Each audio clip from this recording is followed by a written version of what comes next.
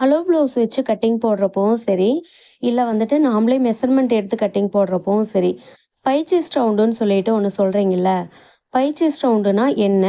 அது வந்து நம்ம எப்படி மார்க் பண்ணணும்னு சொல்லிட்டு நெறைய பேர் கமெண்ட் பாக்ஸ்ல வந்து டவுட் கேட்டுட்டே இருக்கீங்க. பை செஸ்ட் ரவுண்ட் அப்படிங்கிறது என்னன்னு பார்த்துட்டிங்கன்னா, ஸ்லீவோட ரவுண்டையும், ஆர்ம்ஹோல் ரவுண்டையும் வந்துட்டு கனெக்ட் பண்ணக்கூடிய அந்த பாயிண்ட் தான் வந்துட்டு நம்ம பை செஸ்ட் ரவுண்டுன்னு சொல்லுவோம். இப்ப அலோ ப்ளவுஸ்ல வந்து பார்த்துட்டிங்கன்னா, ஆர்ம்ஹோல் சைடு ஜாயிண்ட் கிட்ட இருந்து இந்த மாரி ஸ்ட்ரெய்ட்டா பிடிச்சுட்டு மார்க் பண்ணீங்கன்னா, அதுதான் வந்துட்டு பை செஸ்ட் ரவுண்டு. ஓகேங்களா? ஒரு சிலர் வந்து பார்த்துட்டிங்கன்னா, ஆர்ம்ஹோல் ரவுண்டு வந்து கரெக்ட்டா மார்க் பண்ண எனக்கு தெரியல அப்படிங்கிறவங்க, பை செஸ்ட் ரவுண்டு வந்து எடுத்துக்கிட்டோம் அப்படின்னம்னா, நமக்கு வந்து மார்க் பண்றதுக்கு ரொம்பவே ஈஸியா இருக்கும். அதுவும் வந்து பார்த்துட்டிங்கன்னா, சுருக்கம் இல்லாம பெர்ஃபெக்ட்டாவும் வந்து இருக்கும்.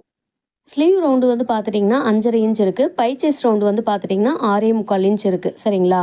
ஸோ அதுதான் வந்துட்டு பை செஸ்ட் ரவுண்டு. லாங் வீடியோல டீட்டெயிலா சொல்லியிருக்கேன் பாருங்க.